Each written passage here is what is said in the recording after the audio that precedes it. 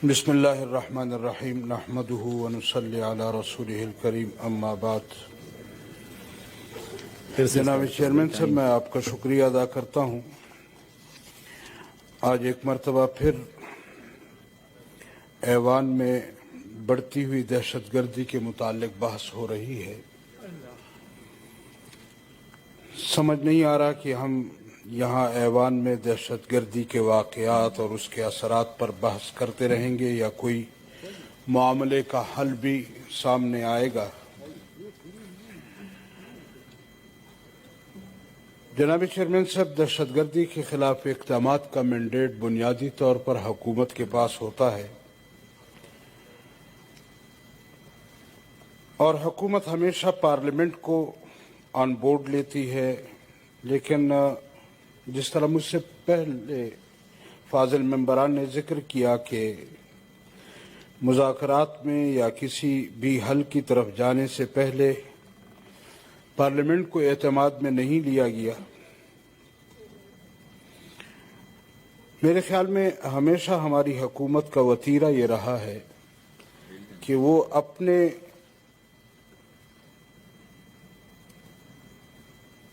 آئینی پارلیمنٹ سے مشورے کے بجائے اپنے عقل کو بنیاد بنا کر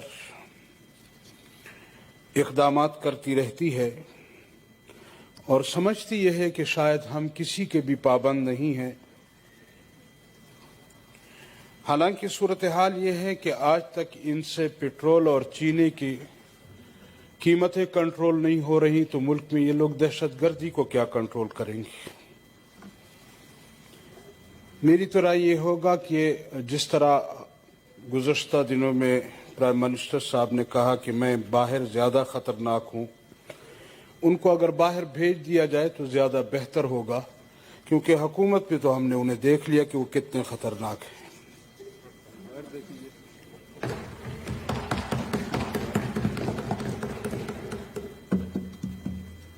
میں ایک گزارش کروں کہ دہشت گردی ملک میں ایک ناسور بن چکی ہے اور تقریباً ہر طرف سے دہشت گردی ہو رہی ہے، قومیت کی بنیاد پر ہو، لسانیت کی بنیاد پر ہو، صوبائیت کے نام پر ہو، دہشت گردی ہوتی رہتی ہے۔ لیکن جب یہاں ایک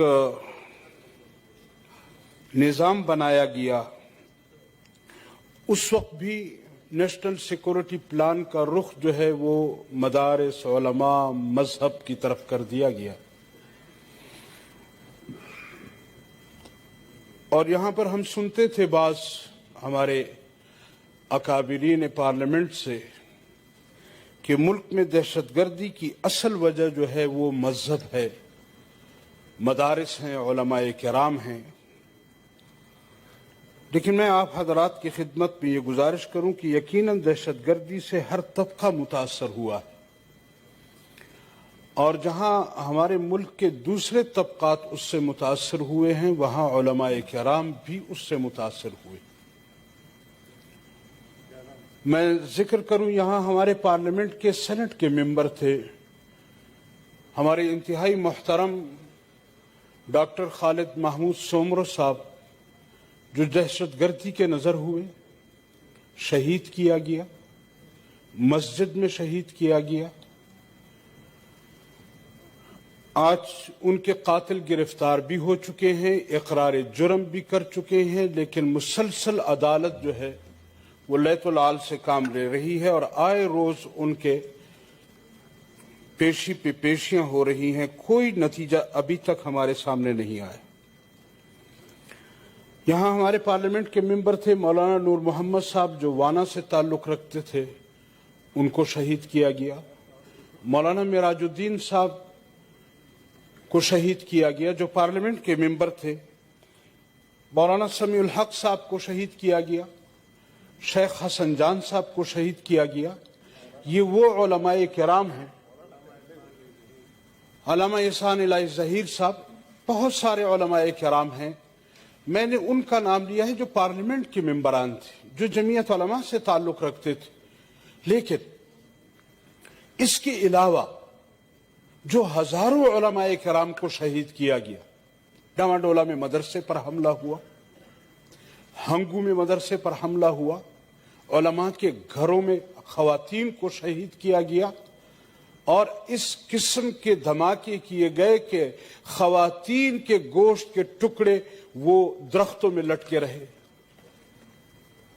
इस किस्म के वाक़यात उलमाए किराम के साथ हुए और आज भी उलमाए किराम वो भी निशाने पर हैं।